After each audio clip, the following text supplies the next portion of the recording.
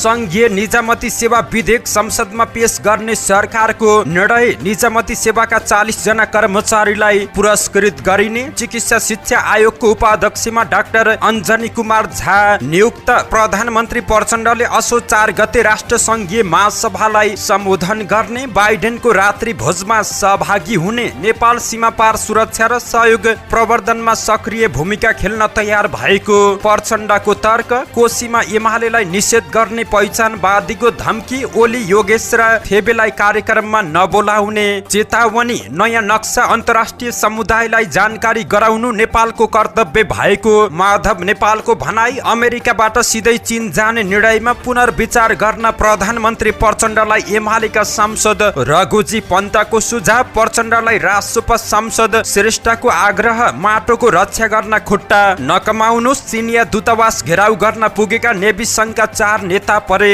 पक्राउ। चिनिया राजदूतलाई फिर्ता पठाउन सरकार समक्ष जनमत पार्टीको माग। चिनिया राजदूत प्रति लक्षित गर्दै वर्षमान पुनले भने नेपालको अन्तर्राष्ट्रिय सम्बन्धमा टिप्पणी गर्नेलाई स्पष्टीकरण लिनुपर्छ। सैन्य अभ्यासमा सहभागी हुन अमेरिकी सेनाको टोली काठमाडौँ आइपुग्यो। पूर्व मन्त्री यादव माथिको आक्रमण बारे कांग्रेसले माग्यो प्रधानमन्त्री र गृह मन्त्रीको जवाब। महेन्द्र यादव माथिको आक्रमण र कान्ति बालमा बालिका मृत्यु बारे सदनलाई जानकारी गराउन सभामुखको रुलिङ। राप्रपाको स्पष्टीकरण। पूर्व मन्त्री यादव माथि आक्रमण गर्ने व्यक्तिसँग पार्टीको कुनै सम्बन्ध रहेको छैन। नेता यादव माथिको आक्रमणलाई लिएर तरुण दलले माग्यो गृह मन्त्रीको राजीनामा। सिंहदरबार जलाउँछु भन्नेलाई कारबाही गर्नुपर्ने बालेन शाहलाई लक्षित गर्दै माओवादीका नेता देवेन्द्र पौडेलको टिप्पणी। खुकुरी प्रहार गरेर कांग्रेस मर्दैन सकिँदैन भन्दै रमेश लेखकको तर्क। कोही जलाइदिन्छु भन्ने, कोही खुकुरी हान्ने, हामी एक्लै हिँड्न नहुने हो र भन्दै गगन थापाले सोधे गृह मन्त्री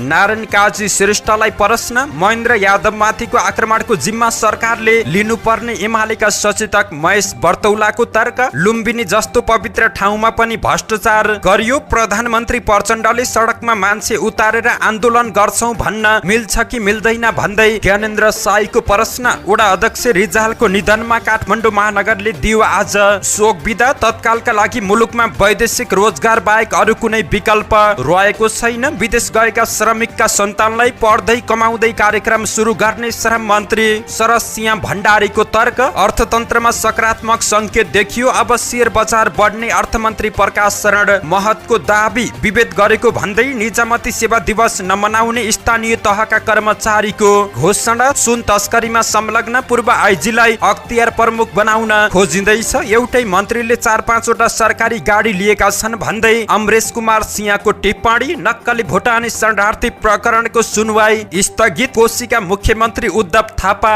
पदमुक्त। लम्पेस्किन महामारी पीडित किसानलाई राहत दिने काममा ढिलाइ गर्न नहुने कृषि मन्त्री बेदुराम भुसालको भनाई। श्रम मन्त्रालयका प्रवक्ताको हस्ताक्षर गरेर नक्कली प्रेस विज्ञप्ति निकालेको खुलासा। बोर्डले एक भगवत गीतालाई सेन्सर अनुमति दिएन। एक भगवत गीताको निर्माण पक्षले भन्यो सधैँका लागि अमेरिका पलायन हुन तयार छौं। 2 निर्माता बीच सहमति। परदेशी 2 असोज 26 गते र भस्मी डान कार्तिक 4 गते आउने। भारत विरुद्ध छक्का प्रहार गर्ने कुशल र सोमपाललाई नगद पुरस्कार प्रदान गरियो। पाकिस्तान र भारतसँग फिल्ड सेयर गर्न पाउँदा खुसी लागेको सोमपाल कामीको तर्क। सन्दीप लामिछाने विरुद्धको मुद्दा। गौशाला 26 को जन्मदर्ता पुनः प्रमाणीकरण गर्न आदेश। विराटनगरमा ऐतिहासिक राधाकृष्णको रथ यात्रा। नेपाल वायु सेवा निगमले सुरु गर्यो साउदी अरेबियाको दमाममा नियमित उडान। नेपाल एयरलाइन्सको काठमाडौँ साउदीको टिकट अनलाइन मार्फत पनि किन्न सकिने। कुवेत छोड्नु अघि अब विदेशी नागरिकले केही बिल बिजनहरू अनिवार्य तिर्नु पर्ने र G20 का पाहुनालाई भारतले सुनको प्लेटमा चाँदीको चम्चाले खाना खुवाउने।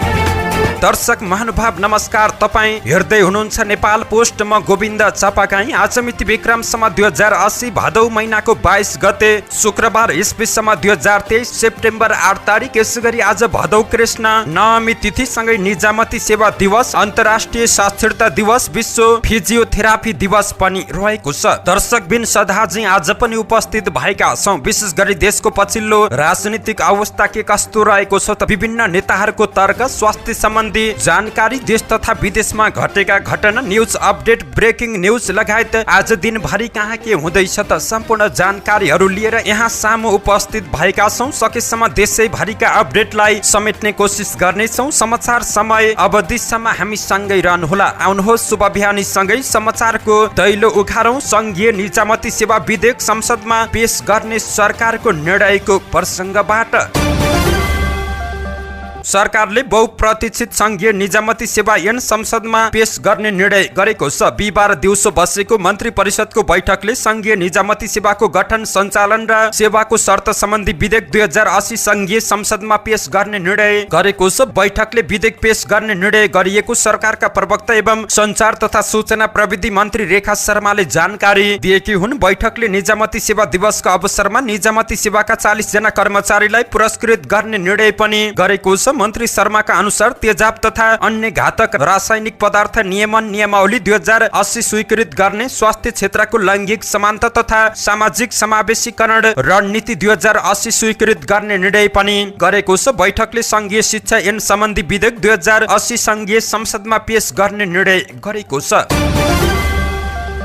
चिकित्सा शिक्षा आयोगको उपाध्यक्षमा डाक्टर अञ्जनी कुमार झा नियुक्त भएका छन्। मन्त्री परिषदको बिहिबार बसेको बैठकले नेपाल चिकित्सक संघका पूर्व अध्यक्ष झालाई रिक्त आयोगको उपाध्यक्षमा नियुक्त गरेको सञ्चार मन्त्री रेखा शर्माले जानकारी दिएकी छिन्। झा नेपाली कांग्रेसको कोटाबाट नियुक्त भएका हुन्। क्यान्सर रोग विशेषज्ञ समेत रहेका झा नेपाल स्वास्थ्य अनुसन्धान परिषदको अध्यक्ष भइसकेका छन्। उनी 14औं महाधिवेशनमा मधेसी समुदाय भित्र कांग्रेसको खुल्ला केन्द्रीय सदस्यको उम्मेद्वार रहेका थिए। राष्ट्रिय चिकित्सा शिक्षा ऐन 2075 अनुसार उपाध्यक्षको कार्यकाल 4 वर्षको हुने व्यवस्था रहेको छ। उपाध्यक्ष आयोगको पूरा समय काम गर्ने प्रमुख कार्यकारी पद रहेको छ। आयोगको उपाध्यक्षका लागि 9 जनाको आवेदन परेको थियो।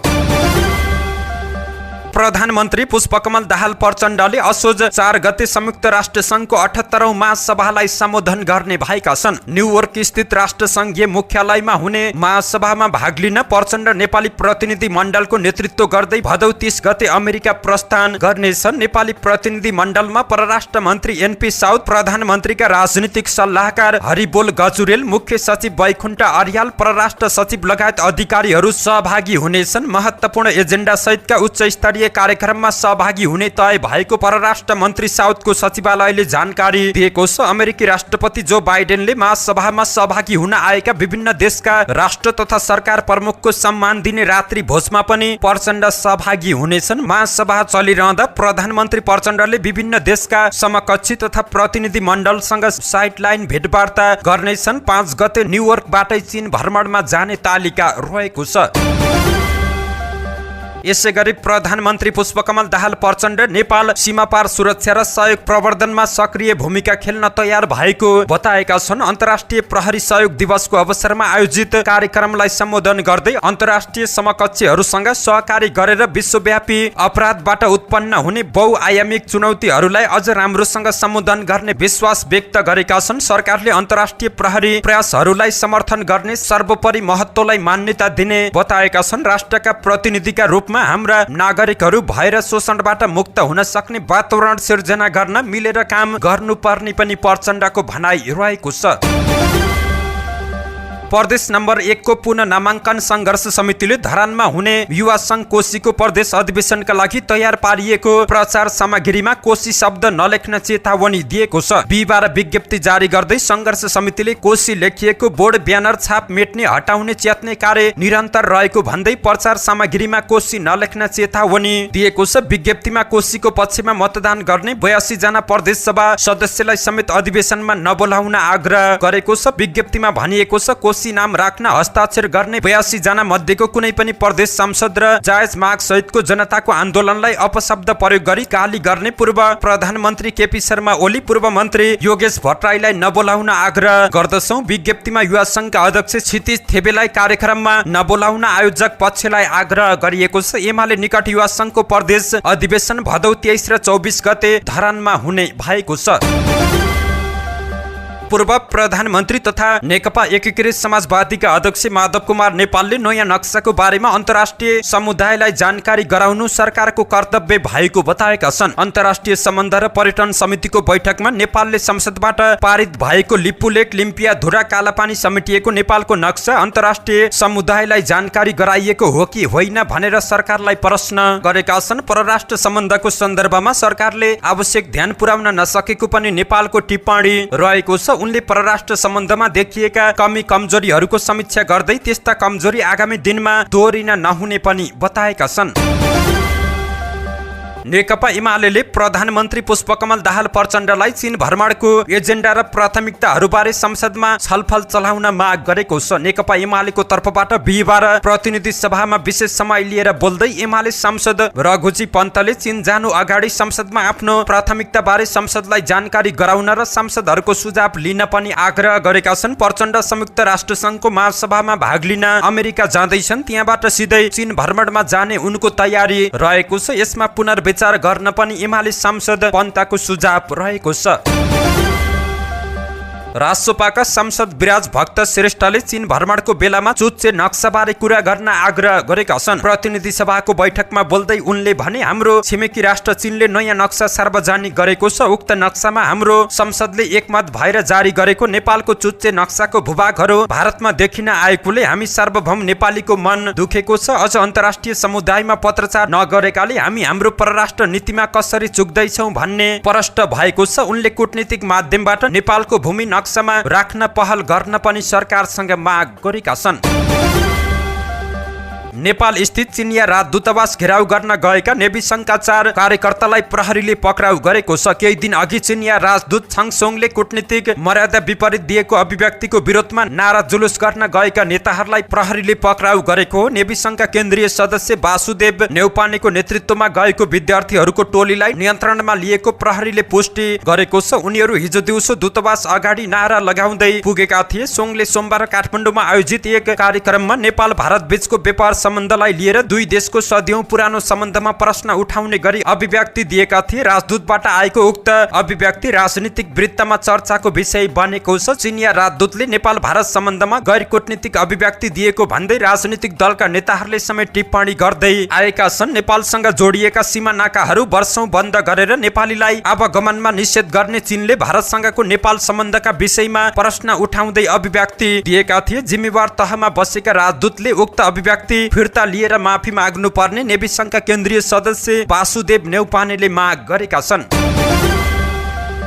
जनमत पार्टीका उपाध्यक्ष तथा सांसद अब्दुल खानले नेपालका लागि चिनिया राजदूतको अभिव्यक्तिको विरोध गर्दै ती राजदूतलाई फिर्ता पठाउनु पर्ने माग गरेका छन्। हिजो बिहिबार बसेको प्रतिनिधि सभाको बैठकमा विशेष समय लिएर बोल्दै सांसद खानले यस्तो माग गरेका छन्। उनले भने नेपाल सार्वभौम सत्ता सम्पन्न स्वतन्त्र राष्ट्र हो। यो कुरा संविधानमा पनि लेखिएको छ। यदि हो भने कुनै पनि विदेशी मुलुकको एउटा राजदूतले नेपालको परराष्ट्र नीति निर्धारण गर्ने होइन, नेपालले कोसँग कस्तो सम्बन्ध राख्ने भनेर नेपाल आफैले निर्धारण गर्ने कुरा हो। तर एउटा देशको राजदूतले जुन तरिकाले खुलेआम सार्वजनिक रूपमा सनातनदेखि हजारौं वर्षदेखि कायम नेपाल भारत सम्बन्धको विषयमा कुरा उठाउनु राम्रो होइन। उक्त राजदूतलाई तुरन्त परराष्ट्र मन्त्रालयले स्पष्टीकरण लिनुपर्छ र तत्काल नेपालबाट फिर्ता पठाउनु पर्छ भनेर म जोरदार माग गर्दछु, उनको भनाइ रहेको थियो।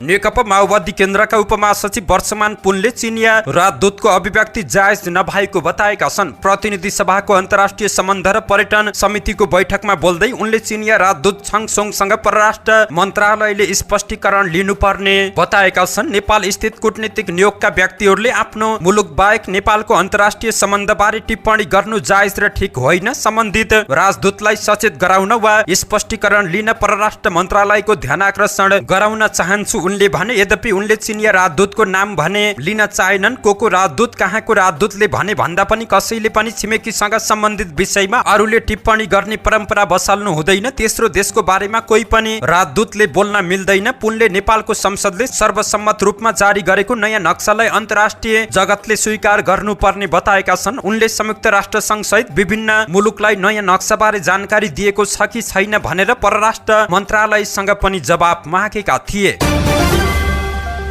नेपाली सेनासँगको सैन्य अभ्यासमा सहभागी हुन अमेरिकी सेनाको टोली काठमाडौँ आइपुगेको छ। अमेरिकी वायु सेवा निगमको विशेष जहाजबाट उनीहरू काठमाडौँ आइपुगेका छन्। अमेरिकी सैनिक अधिकारीको नेतृत्वमा 12 जना अमेरिकी सैनिक काठमाडौँ आइपुगेका छन्। नेपाली सेना र अमेरिकी सेना बीच भदौ 24 देखि असोज 12 गतेसम्म काठमाडौँमा संयुक्त सैन्य अभ्यास हुनेछ। संयुक्त सैन्य अभ्यास विपद व्यवस्थापन, खोज तथा उद्धार, मानवीय सहायता लगायतका विषयमा केन्द्रित हुने नेपाली सेनाले जानकारी दिएको छ। सैन्य अभ्यासमा नेपाली सेनाको तर्फबाट 30 जना र अमेरिकी सेनाको तर्फबाट 12 जना सहभागी हुने बताइएको छ।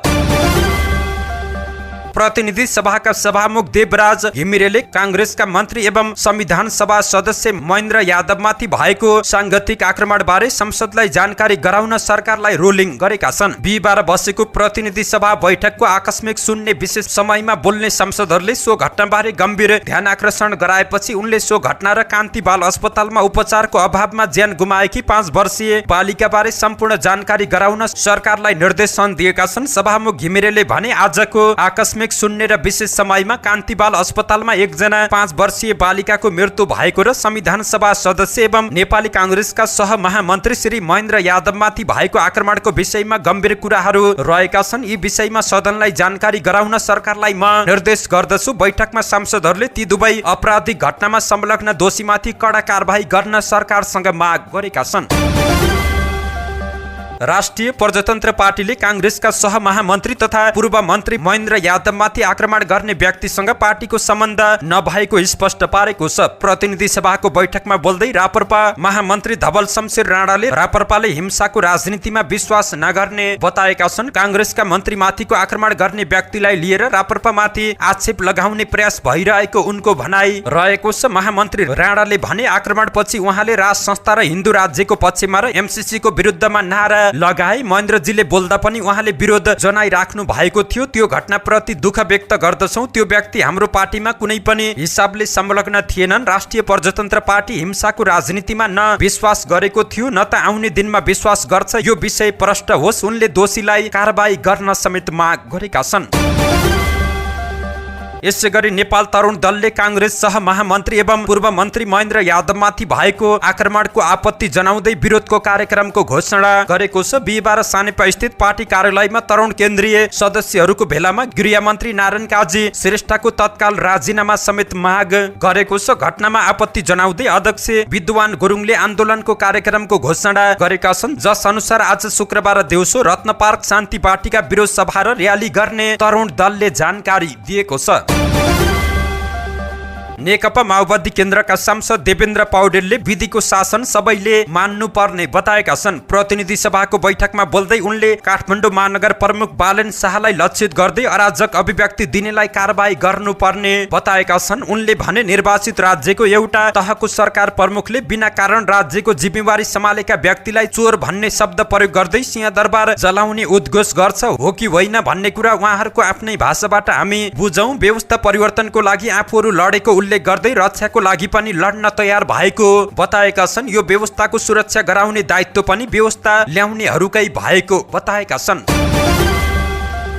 नेपाली कांग्रेसका प्रमुख सचेतक रमेश लेखकले खुकुरी प्रहार गरेर कांग्रेस नमर्ने बताएका छन्। प्रतिनिधि सभाको बैठकमा बोल्दै लेखकले कांग्रेस लोकतन्त्रको पक्षमा अविचलित ढंगले पर्वत झैं उभिएको पार्टी भएको बताउँदै खुकुरी हानेर कांग्रेस सकाउँछु भन्नु र टाउकोले हिर्काएर पर्वत खसाउँछु भन्नु एउटै रहेको बताएका छन्। उनले विभिन्न बहानामा व्यवसायीमाथि आक्रमण भइरहेको बताउँदै कृत्रिम भाष्यहरू निर्माण गरेर व्यवस्थालाई कमजोर पार्न उठेका खुकुरी राम्ररी चिन्नु पर्ने बताएका छन्। तर कुनै पनि कृत्रिम भाष्य निर्माण गरेर लोकतन्त्र समाप्त नहुने उनको भनाइ रहेको छ। उनले श्यामबहादुर सापकोटाको हातमा खुकुरी देखिए तापनि खुकुरी श्यामबहादुरकै हातमा हो कि उनीसम्म कसैले पुर्यायो भन्ने विषय विशेष रहेको पनि बताएका छन्।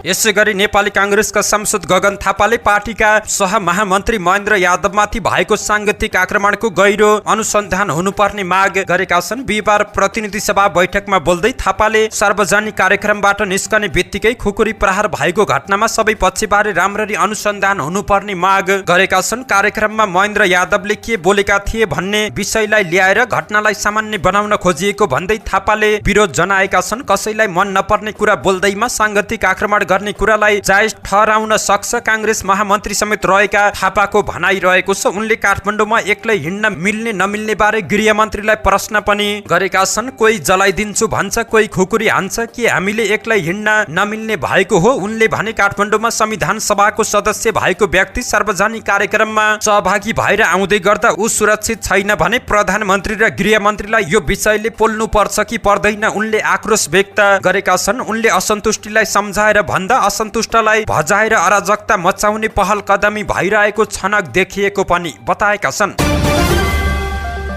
नेकपा एमालेका सचेतक महेश बर्तौलाले कांग्रेसका महेन्द्र यादव माथिको सांगठिक आक्रमणको जिम्मा सरकारले लिनुपर्ने बताएका छन्। प्रमुख प्रतिपक्षी दलका नेतालाई निर्वाचन क्षेत्रमा जान नदिने घटना भइरहेका बेला अहिले सत्तापक्षका नेतालाई पनि निशाना लगाउन थालिएको बताएका छन्। नेपाली कांग्रेसका मन्त्रीमाथिको सांगठिक हमला प्रति एमालेको आपत्ति रहेको छ। यो घटनाको प्रधानमन्त्री प्रचण्डले जिम्मा लिनुपर्छ, जवाब दिनुपर्छ। काठमाडौँ मध्य भागमा यस प्रकारले सत्तापक्षको पार्टी केन्द्रका मन्त्री संविधान सभा को सदस्य असुरक्षित हुने जुन प्रकारको जे परिस्थिति बन्यो, सरकारले गम्भीरताका साथ यसको जवाब दिनुपर्छ। उनले बिहिबार प्रतिनिधि सभाको बैठकमा बोल्दै प्रमुख प्रतिपक्षी दलका नेतालाई निर्वाचन क्षेत्रमा जान नदिने घटना भइरहेका बेला अहिले सत्तापक्षका नेतालाई पनि निशाना लगाउन थालिएको बताएका छन्। प्रमुख प्रतिपक्षी दलका नेता आफ्नो निर्वाचन क्षेत्रमा जाँदा, जनताका बीचमा जाँदा धावा बोलिने, आक्रमण हुने क्रम विगतदेखि नै चलिरहँदा ध्यान नदिएको उनको भनाइरहेको छ। उनले कान्ति बाल अस्पतालमा उपचारको पालो नपाएर बालिकाको निधन भएको घटनामा स्वास्थ्य मन्त्रीले जवाब दिनुपर्ने बताएका छन्। राष्ट्रिय प्रजातन्त्र पार्टी राप्रपाका सांसद ज्ञानेन्द्र साईले लुम्बिनी जस्तो पवित्र स्थलमा समेत भ्रष्टाचार भएको भन्दै आक्रोश पोखेका छन्। बिहिबार प्रतिनिधि सभाको बैठकमा सांसद साईले यस्तो आक्रोश पोखेका हुन्। सांसद साईले अनियमितताकै कारण लुम्बिनी ऐतिहासिक क्षेत्र विकास गुरु योजना अहिलेको स्थितिमा अल्पत्र अवस्थामा रहेको तर्क गरेका छन्। प्रमुख सचेतक ज्ञानेन्द्र साईले अराजकताको पराकाष्ठ सरकार आफै भएको टिप्पणी गरेका छन्। प्रतिनिधि सभाको बैठकमा बोल्दै सरकारले अराजकतालाई आफै प्रश्न दिइरहेको पनि बताएका छन्। उनले भने सम्माननीय प्रधानमन्त्री जस्तो मान्छे सडकमा आन्दोलन गर्छौं, मान्छे उतार्छौं भनेर भाषण गर्नुहुन्छ। त्यही भएर प्रधानमन्त्री प्रचण्डलाई यहीँबाट जवाब दिनुपर्छ। प्रधानमन्त्री प्रचण्डले यस्ता अराजक कुरा गर्न पाइँदैन। केही दिन अघि एक सार्वजनिक कार्यक्रममा प्रचण्डले भ्रष्टाचार विरुद्धको काम गर्दै जाँदा हटाउन खोजे सडकमा लाखौं जनता उतार्ने विवादित अभिव्यक्ति दिएका थिए।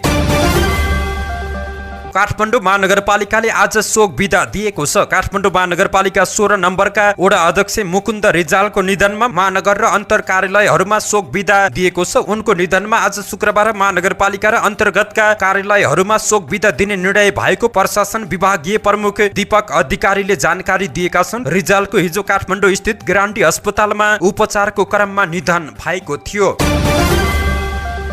श्रम, रोजगार तथा सामाजिक सुरक्षा मन्त्री शरद सिंह भण्डारीले मुलुकमा तत्कालका लागि वैदेशिक रोजगारको अरू विकल्प नभएको बताएका छन्। मन्त्री भण्डारीले वैदेशिक रोजगार पीडादायक भए पनि मुलुकको आर्थिक अवस्था कमजोर भएकाले त्यसको विकल्प नभएको बताएका छन्। बिहिबार प्रतिनिधि सभा बैठकमा आफ्नो मन्त्रालय सम्बन्धी प्रश्न उत्तर कार्यक्रममा बोल्दै उनले वैदेशिक रोजगारमा नागरिकहरू जानुपर्ने बाध्यात्मक अवस्था भएको बताएका छन्। त्यही कारणले सरकारले उनीहरूलाई सम्मानित र मर्यादित ढङ्गले गन्तव्य मुलुक पठाउने काम गरिरहेको पनि दाबी गरेका छन्। उनीहरूलाई स्वदेशमै फर्काएर रोजगारीको अवसर दिलाउने गरी सरकारले आप्रवासन सम्बन्धी राष्ट्रिय नीति ल्याउने गरी आवश्यक काम गरिरहेको पनि उनले जानकारी दिएका छन्। मन्त्री भण्डारीले विदेशमा गएका श्रमिकका सन्तानका लागि पढ्दै कमाउँदै कार्यक्रम सुरु गर्न लागि पनि जानकारी दिएका हुन्। विदेशमा गएका श्रमिकको सन्तानका हकमा पढ्दै कमाउँदै, कमाउँदै पढ्दै भन्ने कार्यक्रम केही स्कुलहरूमा सुरु गर्न खोजिरहेका छौँ। कमाउने कल्चर अघि बढ्दै जाओस्। उनले अर्थतन्त्रमा समस्या रहेको भन्दै अहिले नै कुनै चमत्कार गर्ने र रोजगारी सिर्जना गर्ने अवस्था नरहेको बताएका छन्। उनले भिजिट भिसामा, व्यक्तिगत भिसामा विदेश गएकाहरू बढी ठगिएको बताएका छन्। संस्थागत रूपमा पठाएका मेन पावरलाई कारबाही गर्न सकिने पनि उनले जानकारी दिएका छन्।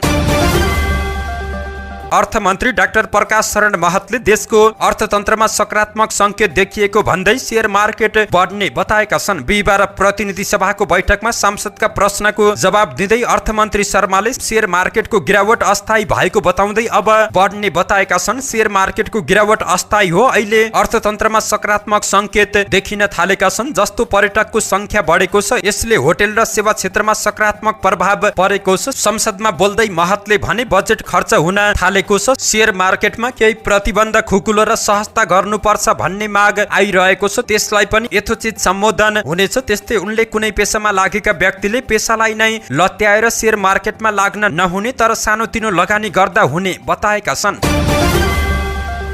स्थानीय तहका कर्मचारीहरूले निजामती सेवा दिवस नमनाउने घोषणा गरेका छन्। देशका विभिन्न स्थानीय तहका कर्मचारीहरूले निजामती सेवा दिवसको दिन कालो पट्टी बाँधेर काम गर्ने तयारी गरेका छन्। संघीय मामिला तथा सामान्य प्रशासन मन्त्रालयले पालिकालाई 5 भदौमा स्थानीय तहलाई निजामती सेवा दिवस मनाउन पत्रचार गरेको थियो, तर प्रस्तावित निजामती ऐनमा स्थानीय तहका कर्मचारीलाई निजामती नभनेको भन्दै उनीहरूले विरोध जनाएका छन्। पालिकामा कार्यरत कर्मचारीहरूले विरोध गर्दै प्रमुख प्रशासकीय अधिकृत र प्रमुख जिल्ला अधिकारी मार्फत विभिन्न माग राख्दै संघीय मामिला तथा सामान्य प्रशासन मन्त्रालयलाई समेत पत्रचार गरेका छन्। उनीहरूले निजामती सेवा दिवस नमनाउने भन्दै संयुक्त विज्ञप्ति बुझाउने क्रम पनि जारी रहेको छ। उनीहरूले कर्मचारीको सेवा सुविधा वृत्ति विकासको सुनिश्चित गर्नुपर्ने प्रस्तावित संघीय निजामती सेवा ऐनको मस्यौदामा स्थानीय तहका कर्मचारीहरूलाई निजामतीमा समेट्नुपर्ने समेत माग गरेका छन्।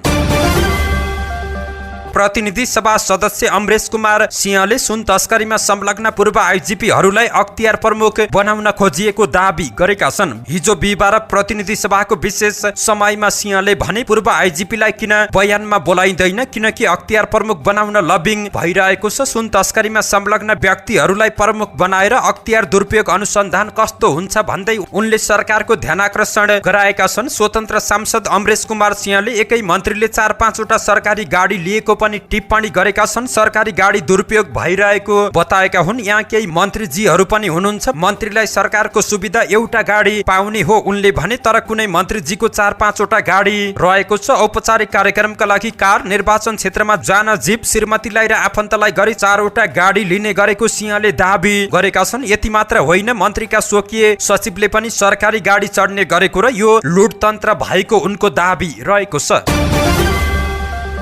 उच्च अदालत पाटनमा नक्कली भुटानी शरणार्थी प्रकरणको सुनवाई स्थगित भएको छ। पूर्वपक्षका लागि थुना र धरौटी माग गर्ने काठमाडौँ जिल्ला अदालतको आदेश विरुद्ध 20 जना प्रतिवादीले उच्च अदालत पाटनमा निवेदन दिएका थिए। बिहिबार न्यायाधीश सुभाष पौडेल र दीपेन्द्र अधिकारीको संयुक्त इजलासमा पेशी तोकिएको थियो, तर निवेदकका कानुन व्यवसायीले निवेदन दिएपछि सुनवाई स्थगित भएको हो। नक्कली भुटानी शरणार्थी प्रकरणमा प्रहरीले 20 जनालाई पक्राउ गरेको छ, जसमध्ये 17 जनालाई पूर्वपक्षका लागि थुनामा र 3 जनालाई धरौटीमा छाड्न आदेश दिएको थियो।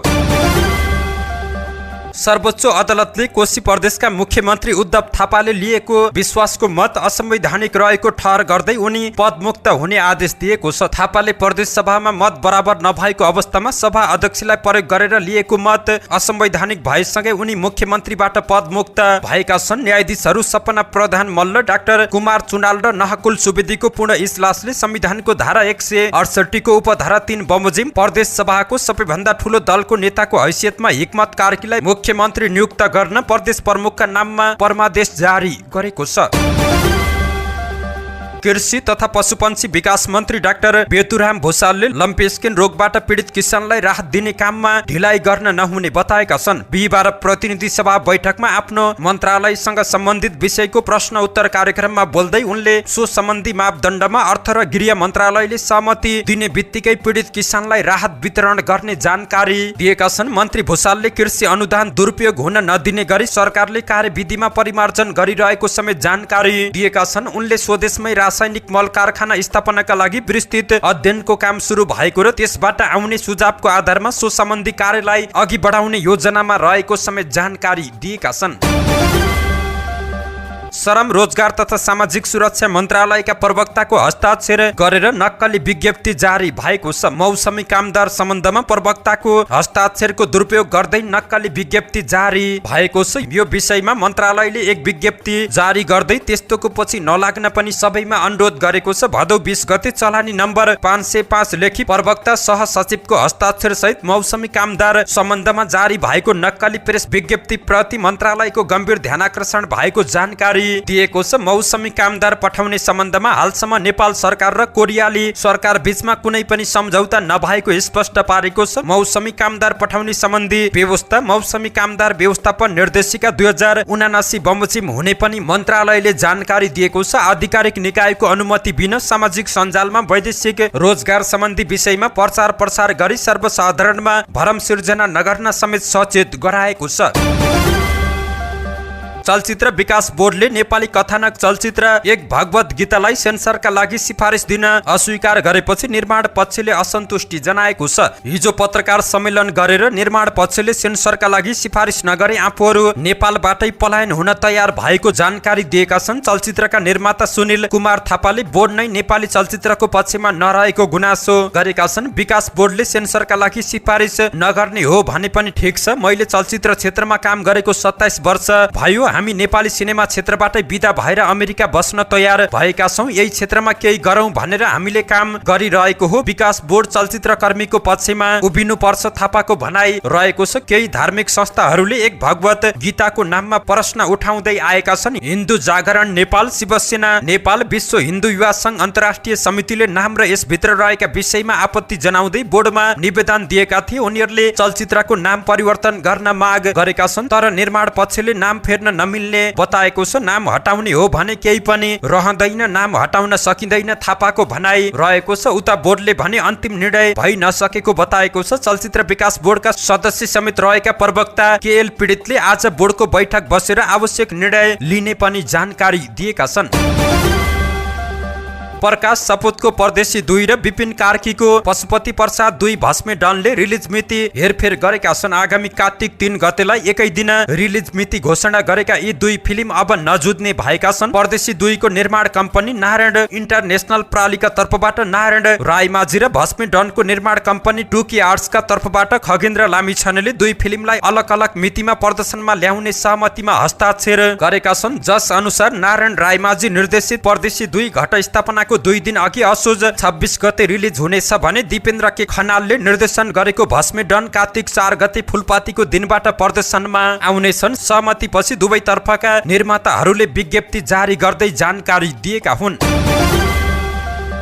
इन्स्पायर नोबेल फाउन्डेसनले भारत विरुद्ध छक्का प्रहार गरेका नेपाली क्रिकेटरलाई 2 लाख रुपियाँ प्रदान गरेको छ। एसिया कप 2023 अन्तर्गत भारत विरुद्धको खेल अघि फाउन्डेसनले छक्का प्रहार गर्ने प्रति खेलाडी 1 लाख रुपियाँ दिने घोषणा गरेको थियो। बिहिबार नेपाल खेलकुद पत्रकार मञ्चको रोहबरमा भारत विरुद्ध छक्का प्रहार गरेका कुशल भोर्तेल र सोमपाल कामीलाई समान 1 लाख रुपियाँ प्रदान गरिएको हो। भारत विरुद्ध कुशल र सोमपालले समान 2 छक्का प्रहार गरेका थिए। कुशल र सोमपाललाई फाउन्डेसनको तर्फबाट सुशील रेग्मीले चेक हस्तान्तरण गरेका थिए। पुरस्कृत भएपछि दुवै खेलाडीले यसबाट आफूहरूलाई थप हौसला मिलेको बताएका छन्। कार्यक्रममा बोल्दै नेपाली राष्ट्रिय क्रिकेट टोलीका तीव्र गतिका बलर सोमपाल कामीले राम्रो अनुभव बटुल्न पाएको पनि बताएका छन्। पाकिस्तानसँगको खेलमा सोचे जस्तो प्रदर्शन हुन नसकेको पनि बताएका छन्। क्रिकेटर सन्दीप लामिछाने विरुद्धको नाबालिग बलात्कार मुद्दामा काठमाडौँ जिल्ला अदालतले पीडित गौशाला 26 को जन्म दर्ता प्रमाणपत्र पुनः प्रमाणीकरण गर्न आदेश दिएको छ। बिहिबार न्यायाधीश शकुन्तला कार्कीको इजलासले गौशाला 26 को जन्म दर्ता प्रमाणपत्र प्रमाणीकरण गर्न आदेश दिएको हो। यसअघि प्रमाणीकरण गरिएको भए पनि इजलासले पुनः गाउँपालिकाबाट प्रमाणीकरण गराउनका लागि आदेश दिएको हो। यसअघि गत साउन 32 गते नै अन्तिम सुनवाई हुने भनिए पनि त्यस दिन न्यायाधीश राजकुमार खतिवडाको इजलासले पीडित गौशाला 26 छ कि आमाको उमेर यकिन गर्न आदेश दिएको थियो। त्यसपछि भादौ 10 गते नै उक्त मुद्दाको अन्तिम सुनवाई भनिए पनि हेर्न नभ्याइने सूचीमा परेको थियो। विराटनगरको राधाकृष्ण रथ यात्रा बिहिबार भव्य रूपमा निकालिएको छ। विक्रम सम्वत 1988 सालमा खट यात्राबाट सुरु भएको रथ यात्रामा सहभागी हुन यसपटक भारत सहित देशका विभिन्न पालिकाका प्रमुखहरू विराटनगर आएका छन्। रथ यात्रामा सहभागी हुन पोखरा, ललितपुर र धनगढीका मेयर समेत विराटनगर पुगेका छन्। 9 किलोमिटर दूरीमा यात्रा गराइने रथले विभिन्न 43 स्थानमा विश्राम लिने मूल आयोजक समितिले जानकारी दिएको थियो। रथ तान्न विभिन्न स्थानबाट आएका भक्तजनको विराटनगरमा घुइँचो लागेको थियो। रथ यात्रामा सुरक्षाका लागि 5000 सुरक्षाकर्मी, 500 जना स्वयंसेवक परिचालन गरिएको थियो। खट यात्राको संस्करण 2025 सालदेखि रथ यात्राको रूपमा निकाल्न सुरु गरिएको थियो। नेपाल वायु सेवा निगमले साउदी अरेबियाको दमाममा नियमित उडान सुरु गरेको छ। निगमले बुधबार भदौ 20 देखि काठमाडौँबाट साउदी अरेबियाको दमाममा नियमित उडान सुरु गरेको एक विज्ञप्ति मार्फत जानकारी दिएको छ। नेपाल एयरलाइन्सको काठमाडौँ साउदी वाइ टिकट अनलाइन मार्फत पनि काट्न सकिने भएको छ। सेप्टेम्बर 6 मा काठमाडौँबाट साउदीको दमामका लागि भरेको पहिलो सिधा उडानमा 126 जना यात्रु रहेका थिए भने 117 जना यात्रु लिएर फर्किएको थियो। नेपाल एयरलाइन्सले काठमाडौँ दमाम काठमाडौँ हप्ताको 2 दिन बुधबार र शनिबार उडान भर्नेछ, तर यात्रुको माग भएमा उडान संख्या बढाउँदै लैजाने बताइएको छ। सानो जानकारी, तपाईं के कुवेतबाट घर फर्कँदै हुनुहुन्छ? यदि फर्कँदै हुनुहुन्छ भने त्यहाँ रहँदा आफूले विभिन्न खालको सेवा लिए बापत तिर्नुपर्ने विभिन्न शुल्कहरू तिरेर मात्रै फर्कन पाइने भएको छ। कुनै पनि विदेशी नागरिकले कुवेत छाड्नु अघि त्यहाँ रहँदा विभिन्न खालका सेवा सुविधा लिँदा तिर्नुपर्ने सबै खाले बिल तिर्नुपर्ने व्यवस्था गरेको छ। ट्राफिक नियम उल्लङ्घन गरेको भएमा त्यस बापत तिर्नुपर्ने जरिमाना, बत्तीको बिल, टेलिफोनको बिल लगायत त्यहाँको न्याय मन्त्रालयबाट सेवा लिए बापत तिर्नुपर्ने कुनै शुल्क बाँकी भएको त्यो पनि तिर्नुपर्ने कुवेतमा स्थानीय सञ्चार माध्यमहरूले जानकारी दिएका छन्। वायु मार्ग, स्थल मार्ग र सामुद्रिक मार्फत हुँदै कुवेत छाड्नेहरूले तिर्नुपर्ने कुनै रकम बाँकी भएमा त्यहाँको सरकारी सिस्टममा नै देखिनेछ। रकम तिर्न बाँकी रहेका विदेशी नागरिकहरूलाई पैसा नतिरेसम्म स्वदेश फर्कन नदिने कुवेतले जानकारी दिएको छ। यस्तो बिल जुन मन्त्रालयको तिर्नुपर्ने हो त्यही मन्त्रालयको अनलाइन मार्फत पनि तिर्न सकिन्छ। यो नियम कार्यान्वयनमा आइसकेको पनि जानकारी प्राप्त भएको छ। भारतले G20 को शिखर सम्मेलनमा आउने पाहुनाहरूलाई सुनको जलप लगाइएको प्लेटमा चाँदीको चम्चाले खाना खुवाउने भएको छ। हिन्दुस्तान टाइम्सका अनुसार भारतीय आतिथ्यताको संस्कार, पाक कला, सभ्यताबारे विश्वका नेताहरूलाई जानकारी दिन विशेष भाँडाकुँडाको प्रबन्ध मिलाइएको छ। आयोजकले नयाँ दिल्लीका तारे होटलसँग भएको सुन र चाँदीका भाँडाकुँडा उपलब्ध गराउन भनेको छ। भारतको राजधानी नयाँ दिल्लीमा सेप्टेम्बर 9 र 10 मा G20 को शिखर सम्मेलन हुँदैछ। अहिले भारत G20 को अध्यक्ष पनि रहेको छ। G20 शिखर सम्मेलनमा अमेरिकी राष्ट्रपति जो बाइडेन, बेलायती प्रधानमन्त्री ऋषि सुनक लगायत नेताहरू आउने जानकारी प्राप्त भएको छ। धन्यवाद। यस्तै ताजा समाचारको लागि नेपाल पोस्ट हेर्दै गर्नुहोला।